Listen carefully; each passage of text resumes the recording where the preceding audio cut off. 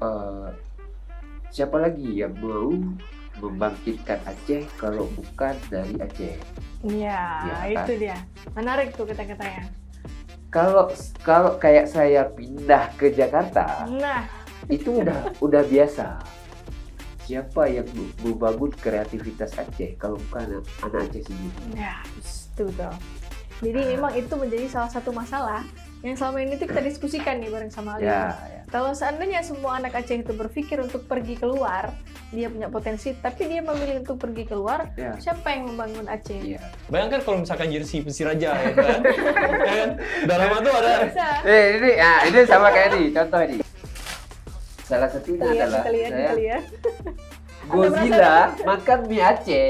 Godzilla makan mie Aceh. oh iya Iya, Godzilla makan mie Aceh kepedesan. Pakai itu pakai topi yang Umar. Iya, jadi kan saya buat yang memang ada Iya, kita iya, juga. iya, iya, Jadi iya, nggak iya. orang tuh nggak terlalu menarik ya. nonton gambarnya jadi. Iya. ketika dilihat,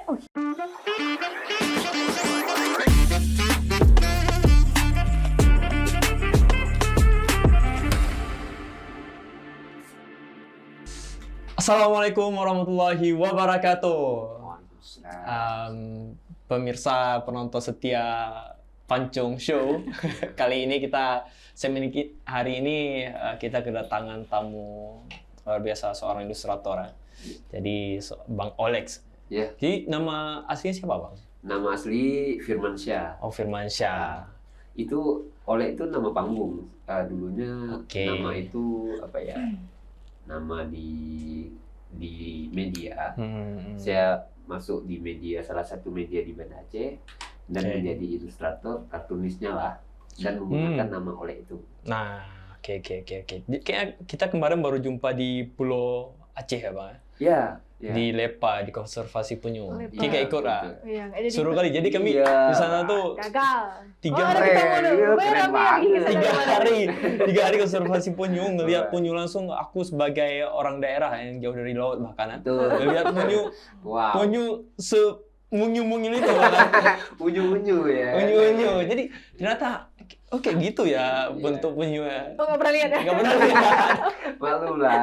Malu lah. Ternyata aku tanya juga sama Bang Olek sana, Bang. Ki beberapa kali di sini. Baru sekali. Serius? Kayak nggak mungkin lah. Kayak baru sekali Bang kan? Iya, kita baru Ah. sekali. Dan yang aku kagumnya itu, aku sampai sana tuh sama kawan-kawan. Atau Bang Olek yang ngecat. Coba? Ngecat dinding itu, Kira lagi ngelukis. ngecat tadi. Nggak, ngecat. Kalau ngecat, Oke. kalau Bukan ngecat, chatting, bukan chatting ya, bukan Bukan chatting. kalau Iya, ngecat betul. sering nggak dibalas. Aduh. Betul. Sering di PHPI itu ya. Diri Gitu doang. lah, dari doang. Ya. Iya, betul. Nah, jadi itu yang aku kagum tuh, sampai wah, ini kayak nggak asing nih Bang Olek. Itu Bang Olek Wak, kalau nggak salah tuh. Jadi Bang Olek itu lagi sketsa tuh, dibantu sama anak-anak SMA ya Bang ya? Iya, SMA 2 Pulau Aceh. SMA 2 Pulau Aceh. Jadi gambarnya tuh wah, full color semua. Aku sampai Nggak berkata-kata. Terwah-wah. Nggak bisa berkata-kata. kalau bahasa itu terfana-fana. Bahasa baru terpana-pana. Fana. Abang itu dalam rangka apa ke sana tuh, Bang? Kebetulan kemarin juga apa namanya ya? Saya dapat undangan dari Lepa juga. Mereka membuat kegiatan apa namanya art untuk anak-anak Pulau Aceh. Oke. Kebetulan mereka meminta SMA 2 untuk menjadi peserta juga dalam hal kreatif art Pulau Aceh. Oke. Jadi di sana bukan hanya mural ada 3 kategori yang saya ajarkan di sana. Yang pertama mural, kelompok pertama, kelompok kedua itu ada apa namanya kreatif kerang, jadi Oke. kerang-kerang. Kerang. Ya, betul Aceh. kerang. Terus yang kedua adalah kreatif sampah kayu laut. Jadi Oke. jadi kayu laut yang sampah-sampah itu jadi dibuat sebuah karya seni lah. Dimanfaatkan. Ya, limbah laut lah, limbah Oke. laut jadi Oke. sebuah karya seni. Jadi Oke. saya diminta oleh salah seorang guru seni di Pulau Pulau Aceh. Aceh dengan beliau Oleh tolonglah datang ke Pulau Aceh, ngajarin adik-adik kita yang di Pulau Aceh.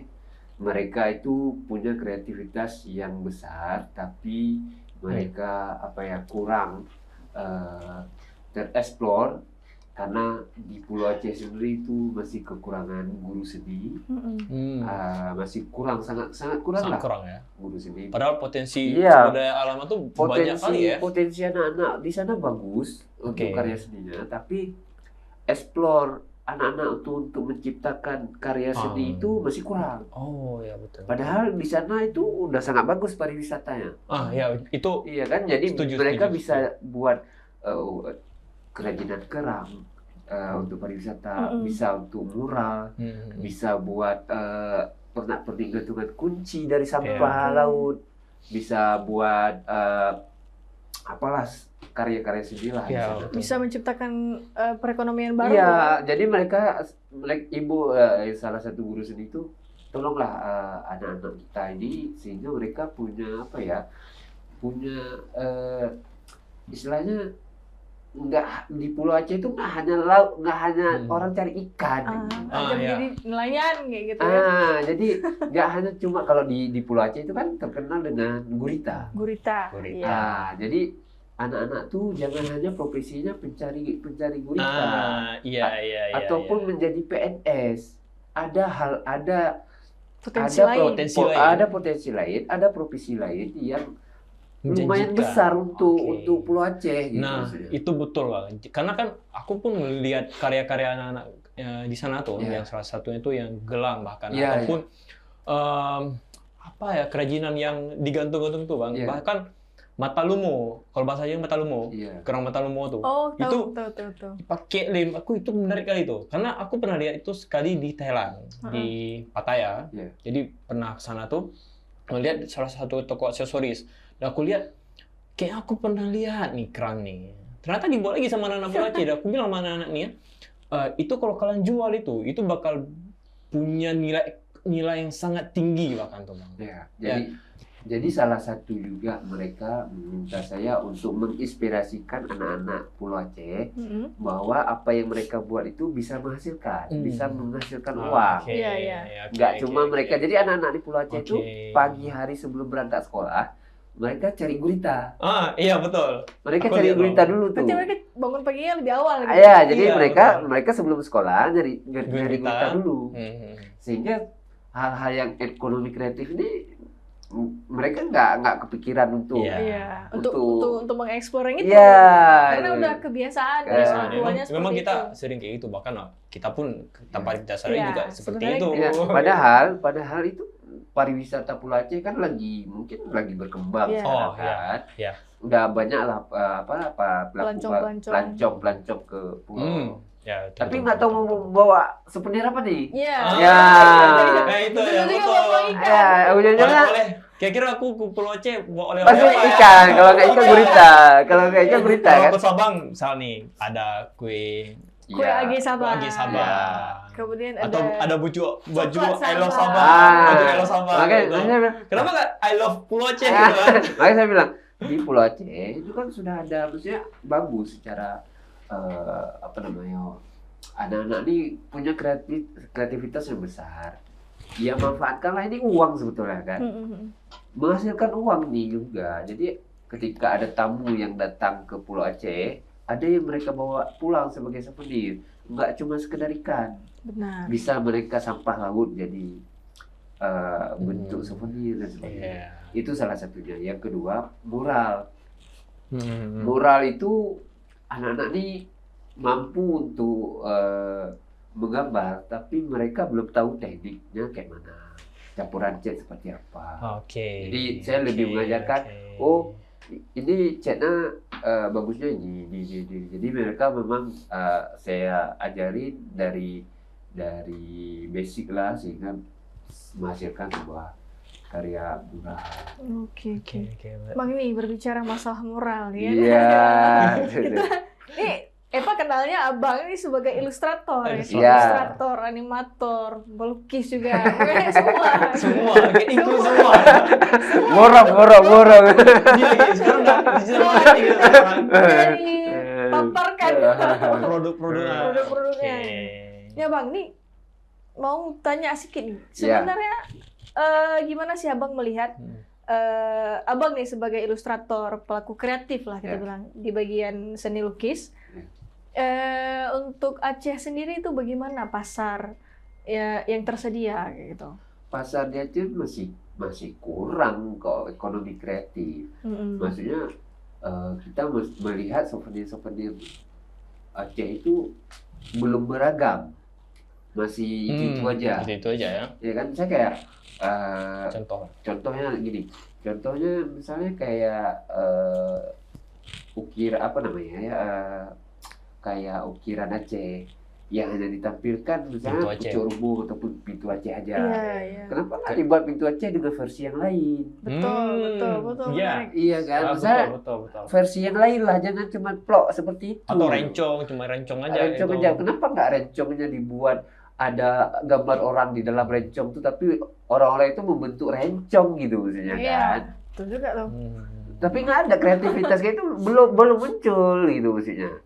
Kayak ide-ide itu kan masih belum kan. Jadi kalau di Aceh sendiri kalau dieksplor banyak sekali masih. Oke. Iya betul Bang. Bahkan ya kalau kita baca sejarah pun, nah ada pertanyaan menarik nih tentang bagaimana, atau ya kalau bagaimana tuh lebih ke teknis nggak sih? Tapi lebih ke bahasa kampus ya. Bahasa kampus. Ya, kepenasaranan.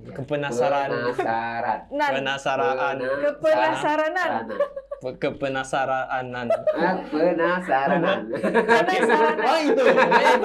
Jadi ya kita baca buku-buku sejarah itu, sejarah Aceh, bahkan lukisan kerajaan Aceh dulu ya, lukisan Burak itu bahkan sampai ke Turki, itu menggambarkan bahwa potensi seni masyarakat Aceh dulu juga dunia itu mengenal Aceh dari segi lukisan-lukisannya, dari seni lah, dari seni, atau dari ukiran kalau dulu tuh ada si Cupak ya. Kalau di Cupak tuh lebih kepada diplomatis. Nggak apa ya? Nih rumah Aceh, ukiran rumah Aceh, itu lebih khas gitu. Nah, kalau kita lihat sekarang gini Bang, kita coba lihat potensi ke depan ya di industri kreatif. Kita coba bandingkan dengan dunia luar. Dunia luar maksudnya bukan dunia jin, Korea ataupun Jepang gitu kan. Luar negeri lah, yang dekat-dekat dengan entertain ya. Korea, Jepang dekat banget. Mereka kan dekat dengan para ilustrator nih, bisa memperkenalkan ilustrasi mereka bahkan ke negara-negara yang menjadi musuh mereka. Sekarang kita lihat komik itu dibaca di semua negara, komik Doraemon kah, komik Naruto, semuanya. Nah, Aceh itu saya rasa juga mampu. Aceh itu nggak akan kalah dengan daerah-daerah Jakarta dan sebagainya dari segi seni. Nah, tantangannya apa tuh Bang? Kita nggak kalah. Saya bilang terus terang, Aceh itu nggak kalah dari segi kreativitas dengan kawan-kawan di luar. Banyak anak-anak Aceh yang hebat dan berkembang di luar. Contoh Arnis. Contoh Arnis. Arnis itu dia seorang muralis, seorang ilustrator di Jakarta. Udah menetap di Jakarta. Oh, yang menggambar ikan tuh ya? Iya. Aku follow Abang tuh. Ya. Terus namanya. Dia orang Aceh. Terus ada lagi namanya Ruben yang baru selesai pameran di Filipina, salah saya. Itu anak-anak Aceh semua. Hebat, anak-anak Aceh hebat semua. Ada lagi satu lagi yang yang melukis pesawat waktu promo film Dono Kasino Indro. Warkop Dikit Reborn ya? Di itu pesawat. Masuk orang Aceh juga berarti? Ya, di pesawat itu yang melukisnya saya lupa nama siapa, tapi itu anak Aceh yang tinggal anak Langsa. Tapi sudah di Jakarta. Berarti bekerja di luar Aceh. Ya. Oke. Banyak sekali anak Aceh yang di luar. Termasuk kalau saya juga bermain di. Jadi kalau di zaman sekarang kan nggak hanya lukisan yang keluar. Misalnya kita memperkenalkan kedaerahan kita nggak hanya secara lukisan kan. Bisa dari baju, bisa dari topi, bisa dari komik. Bisa kalau tahun lalu saya menjadi 100 komikus Badan Bahasa Nasional. Jadi saya bawa masalah rencong Aceh. Teknik pembuatan rencong Aceh. Jadi saya bawa cerita itu ke Badan Bahasa Nasional. Itu tingkat Indonesia. Kalau tingkat luar, kalau luar potensi lain itu karya anak Aceh, walaupun itu tidak tidak masuk ke dalam unsur Aceh keacehan. Anak Aceh banyak sekali yang menjual karya-karya di luar. Tapi bukan dalam bentuk keacehan. Belum, enggak, umum. Umum. Umum. Iya, betul. Misalnya dari segi font, anak Aceh banyak sekali yang menjual font ke luar negeri dan penghasilan mereka dolar. Dolar, men. Dolar. Kita masih rupiah. Anak Aceh, mereka duduk di Aceh, jualnya ke luar negeri. Iya. Kayak kemarin pas kita buka stand di Bayangkara Fest itu, ada salah satu pengunjung, dia juga bahas soal itu. Lupa aku namanya siapa, perempuan. Dan orang tuanya juga support. Orang tua ngebanggain anaknya tuh, dia tuh ilustrator juga, dan dia tuh bahkan dibayar secara dolar, bayar di pasar internasional ya. Jadi kalau di luar itu nggak hanya ilustrasi, banyak hal kayak font, ilustrasi.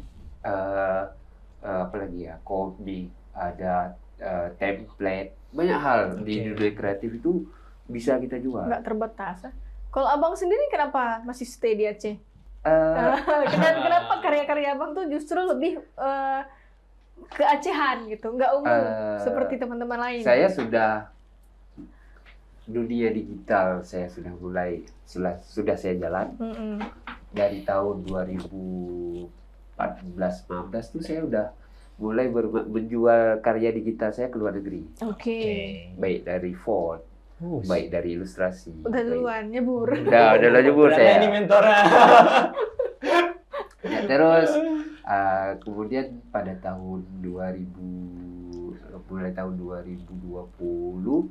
saya mulai membuat bermain untuk lokal, artinya untuk Aceh lah. Seperti saya buat komik. Komik nih, salah satu komiknya nih. Komik Balai Bahasa. Jadi itu bahasa Aceh. Untuk Balai Bahasa Aceh.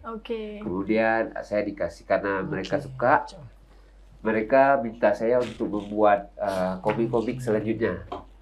Jadi dari tahun 2000 berapa ya? Saya lupa, 2022 kalau nggak salah tahun 2023.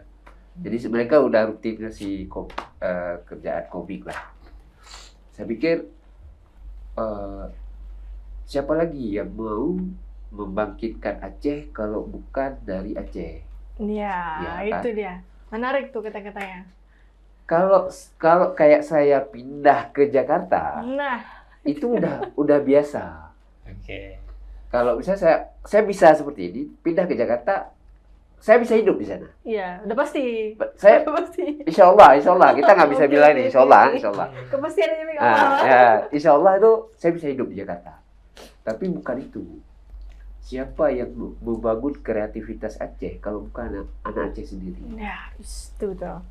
Jadi memang itu menjadi salah satu masalah yang selama ini tuh kita diskusikan nih bareng sama Ali.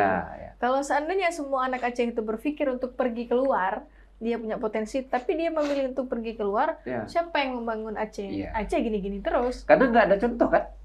Misalnya kayak saya nggak buat ini, saya buat keluar. Terus anak-anak Aceh lain, mana contoh anak Aceh kreatif di Aceh? Nggak ada. Nggak ada yang bertahan. Nggak ada. Semuanya keluar. Semua keluar. Yang pintar pada keluar semua kan? Nah itu dia. Mana yang bertahan di Aceh, yang membangun Aceh? Makanya saya cobalah dari tahun saya kumpulin modal, saya kumpulin tekad, saya bukalah souvenir dengan khas Aceh. Saya coba buat barang-barang Aceh tapi yang kekinian. Artinya anak muda juga nggak malu untuk pakai baju Aceh. Jadi baju souvenir Aceh, tapi saya nggak malu pakai ya. Baik bahan, baik desain. Jadi mereka mau pakai baju Aceh. Niat saya, anak-anak muda Aceh yang dulunya malas pakai baju Aceh karena terlalu biasa dan terlalu monoton. Mereka mau berani pakai baju Aceh. Iya, itu betul. Kayak Aliul tuh. Kalau Mudir. Betul kalau Mudir. Sebenarnya aku pun juga terinspirasi dari jersey bola AC Milan bang. Iya. Itu keren kali. Jadi mereka menurut aku salah satu klub internasional bola ya yang mereka fokus di jersey, pengembangan jersey itu AC Milan.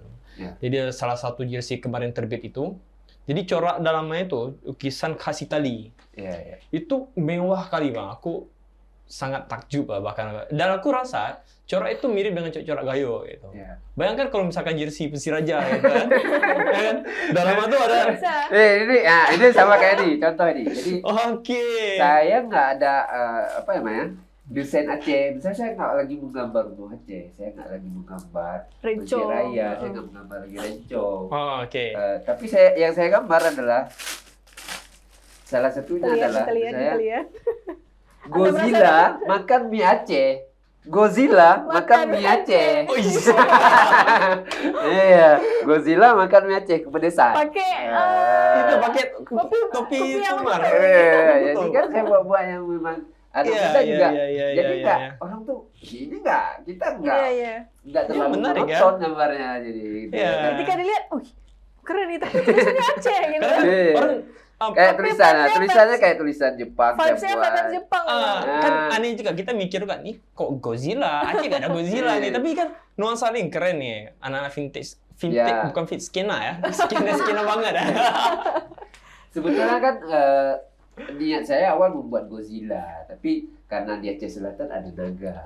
Ini orang Aceh Selatan. Ya, kan ada naga. Kita nggak kita di Aceh ini kan semua legenda kan. Ada.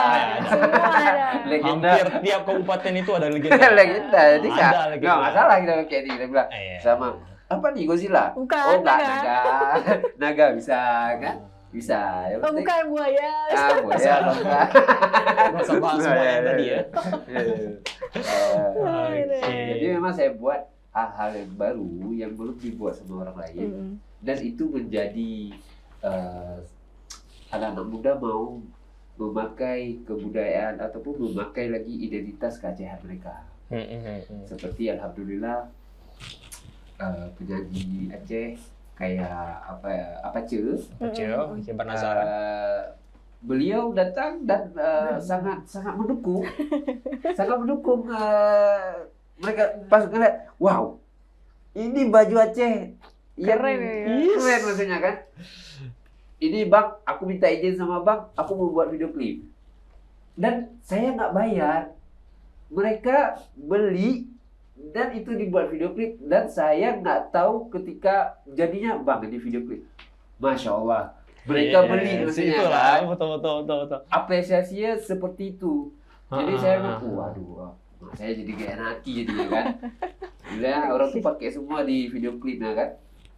Dan sampai sekarang mereka juga masih bang, kemana-mana mereka pakai bajunya. Jadi memang mereka mau memperkenalkan identitas keacehan, budaya, tapi dengan gaya anak muda.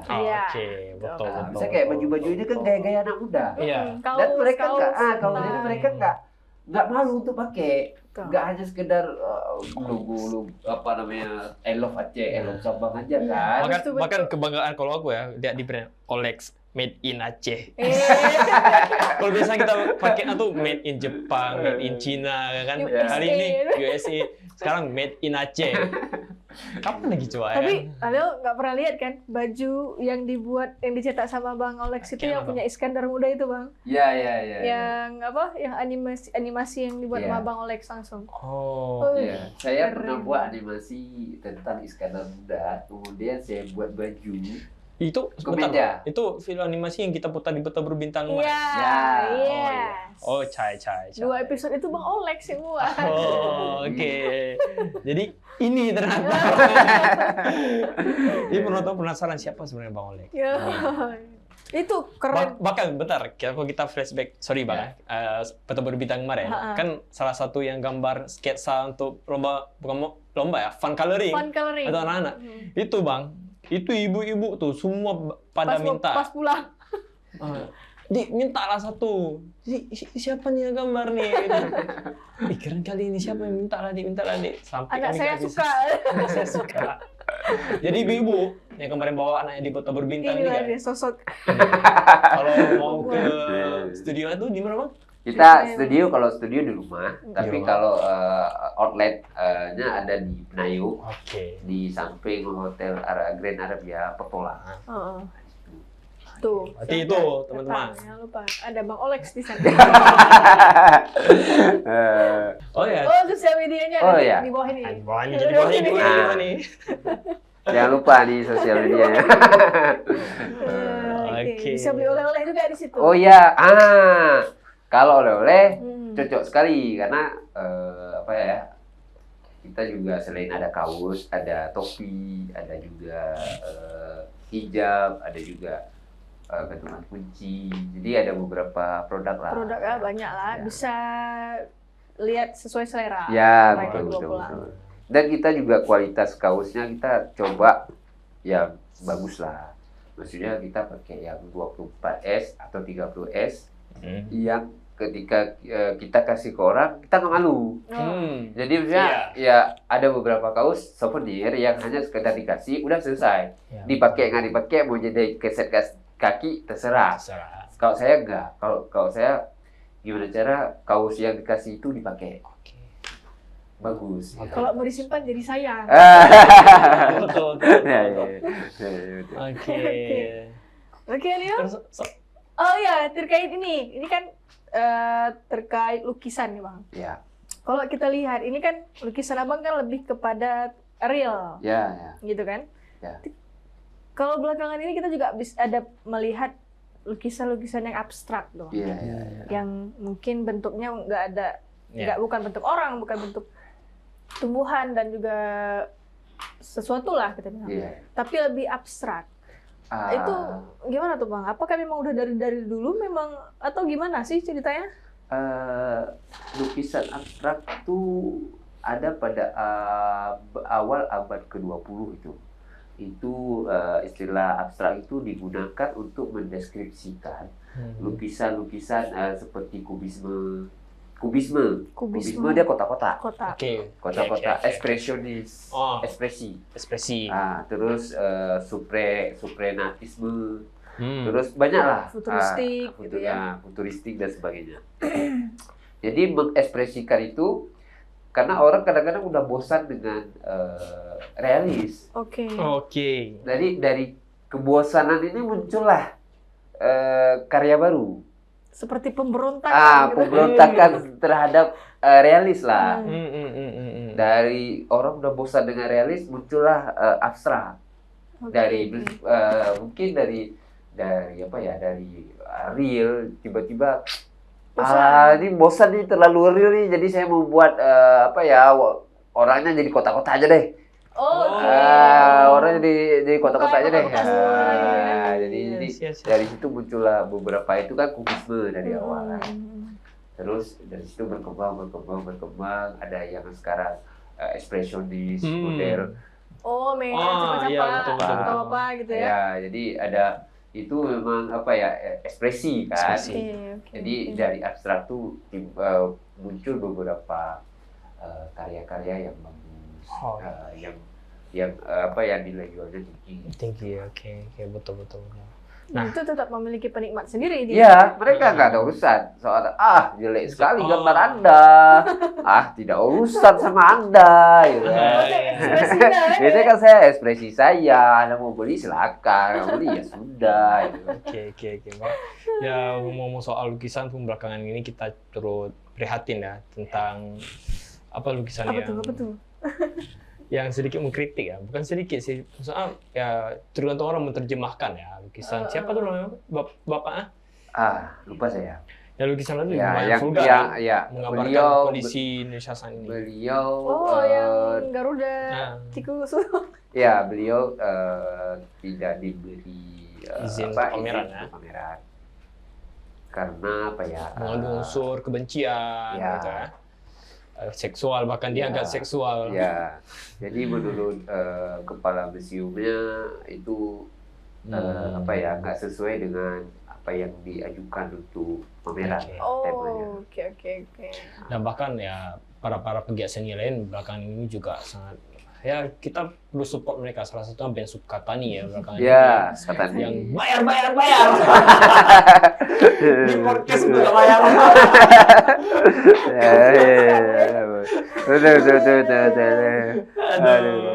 Kacau. Ini kan abang produk ini kan ada sebagian yang ini memang abang jual gitu kan, jadi produk yang menghasilkan gitu. Ada nggak gerakan-gerakan abang yang mungkin lebih ke sosial gitu? Ada. Kemarin, Contohnya misalnya kayak apa ya, kami kemarin bersama komunitas Apoti Warna mencoba merespon vandalisme di flyover Simpang Surabaya. Oke. Betul. Karena kan berbicara soal lukisan itu, kayak kita udah di ujung nih, karena tadi briefingnya dari situ. Aku udah ngumplik kayak apa dari ya. Iya betul. Nah jujur nih Bang ya, kalau kawan-kawan aku pun pada nanya sama aku juga, karena mereka lihat di postingan story aku kemarin. Dan mereka pas, ya itu menjadi spot menarik kan, kita antri lampu merah gitu kan. Langsung melihat ke situ kan? Ke situ. Tapi kenapa masih satu tiang? Jadi coba abang ceritakan. Ya, jadi itu adalah bentuk vandalisme di atas vandalisme. Tapi vandalisme itu kan merusak itu, Pak. Iya. Awalnya itu adalah vandalisme yang merusak. Artinya dia mencoba mencoret. Kita nggak tahu apakah itu gambar apa, tapi itu kayak nama dia. Dia coret. Ya betul. Dan nggak ada penikmat, kita nggak bisa menikmati karya. Ya karena memang coretan. Iya, coretan aja. Jadi gitu. Lah, kenapa nggak kita respon? Oke. Kawan-kawan, jadi ada kawan-kawan, lah kenapa nggak kita respon yang jelek ini menjadi lebih bagus? Apalagi itu di pusat kota. Iya, kenapa nggak kita respon? Jadi kenapa satu? Karena kami nggak ada uang. Jadi komunitas kami dengan saya coba support sedikit, ada beberapa rezeki saya support cek beberapa saya mampu. Kemudian ya udah kawan-kawan tetean duit dilacet, termasuk kita ada beberapa bantuan juga dari kawan-kawan dekat, sehingga cukuplah kita beli cat, kuas, dan bisa kita cobalah untuk satu tiang itu. Dan alhamdulillah karena itu nggak ada izin, jadi vandal di atas vandal. Jadi kita memang kita coba vandal yang bisa dinikmati oleh orang banyak. Menarik tapi jadi lebih enak mata kita melihat itu kita gambar. Jadi orang pun bisa menikmati kan, karena di situ gambarnya Salutika. Iya. Betul. Dan menurut aku angka baiknya pemerintah merespon, mendukung aja. Tapi gitu. Ketimbang kosong. Iya, di Jakarta itu kalau saya kayak kemarin tahun kemarin saya ke Jakarta itu flyover mural semua. Mural semua. Iya, full color. Jadi ketika kita ke Jakarta tuh kiri kanan atas juga mural itu bagus sekali kan. Jadi ya gimana ya, kita nggak ada yang ya mungkin kalau satu tiang masih oke lah kita coba TTA, tapi kalau semua tiang kan gak lupa juga kita. Tapi memang menarik. Aku sekarang belakangan ketika lihat dinding-dinding kosong di pinggir jalan tuh, ini menarik kali ini kok sepanjang jalan dikasih mural gitu kan. Ya. Tapi alhamdulillah sekarang banyak kawan-kawan dari komunitas lain yang bagus mural juga, itu seperti Faris, seperti Feradi dan kawan-kawan lain itu mereka sudah bergerak duluan. Tapi bukan di pusat kota, mereka lebih ke agak-agak pinggir. Mereka cari spot di tiang-tiang yang kosong, mereka coba perindah. Dan saya sangat support karya mereka, bagus-bagus. Banyaklah anak-anak Aceh ini, saya karya-karya anak Aceh nggak akan kalah dengan karya-karya luar lah. Betul. Oke, berarti Bang. Jadi teman-teman begitulah ya, sedikit sharing kita dengan Bang. Bukan sedikit, bro, aku ini banyak kali. Banyak kali udah tahu. Mulai udah tahu chat Bang sampai ke Cina. Sorry. Nah, jadi Bang, karena kita dari penghujung ini, Asijo ide sobo. Ke penonton setia kamu, untuk anak muda khususnya dalam ya kadang banyak kawan-kawan mungkin ya mereka masih introvert untuk mengekspresikan seni mereka padahal banyak juga yang punya skill menggambar. Malu kurang pede dan sebagainya. Si Naide kenapa? Si JD itu kok. Saran, saran ya cobalah kita buat sekali-sekali itu kumpul, kita coba ekspresikan karya-karya kita bisa buat pameran kecil-kecilan, karya-karya di mana aja, nggak mesti kita harus tunggu pemerintah turun tangan.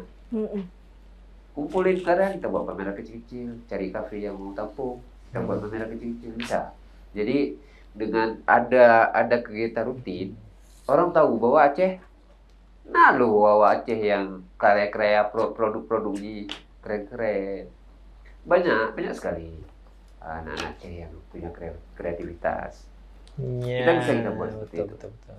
Oke Bang, terakhir. Ya. Terakhir dua kali. Kayaknya betul-betul terakhir. Silakan Kak Eva, Aci baca 3 dalam bahasa Aceh. Ke Alio. Ini wajib baca dari halamannya sampai ono. Dia kali gua baca kat Malaysia. Sengaja karena Yang mana nih? di bawahnya bahasa Aceh, kan? Dari sini sampai sini kan? Ya. Sebelah sana lagi, bawah halaman. Bisa bahasa Aceh. Coba. Elehnya bulan Ramadan lambah Aceh. Geken bulan puasa. Sebab tak puasa man si bulan penuh. Betul. Ya. Bak bulan nyanpih urang hanatat ge pubut but donya. Ya. Lebih le geme ibadah. Lagi tadarus semayang jemaah. Ngon jamaah. Ini jemaah. Jemaah. Kali. Bulan yang gepreh leh. Bulan puasa. Oh, tahu bahasanya ni. Ulang. Harus jauh. Bulan yang gepreh leh bulan puasa. Bulan Syawal geken bulan Nurul Raya. Oke. Berarti yang penting terakhir. Yang penting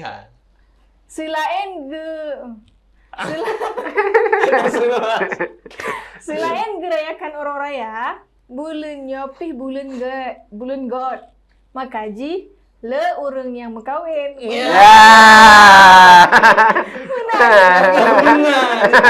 Kamu mau kan? Gitu. Cik mau kan? Bukunya atau Balai Bahasa Aceh yang pada tahun 2020 deh. Oh, 2023, 2 tahun yang lalu ya? Ya, 2 tahun yang lalu. Kalau tahun kemarin Gayo. Masalah ada 3 buku. Itu bahasa Gayo berarti, Bang? Kalau ini ya ada bahasa Gayo, bahasa Aceh Selatan, dan seluruh Aceh. Oke. Tapi karena ilustratornya diambil banyak, saya dapat 3 buku lah. Jadi ini buku ini karya saya. Tapi isi dari cerita ini dari Balai Bahasa. Ceritanya dari Balai Bahasa. Oke. Dia ada di Balai Bahasa Aceh. Betul lah gak? Oke, berarti itu pemirsa penikmat pancung sekalian. Hari ini nggak pancung ya pembahasannya habis. Oke. Baik, terima kasih Bang sudah berkesempatan hadir di studio kami. Jangan lupa mampir ke studionya Bang Olex. Olex Studio. Nanti akan kita cantumkan di bio ya. Olex Kos Aceh. Olex Kos Aceh. Oke. Udah gitu aja. Sekian.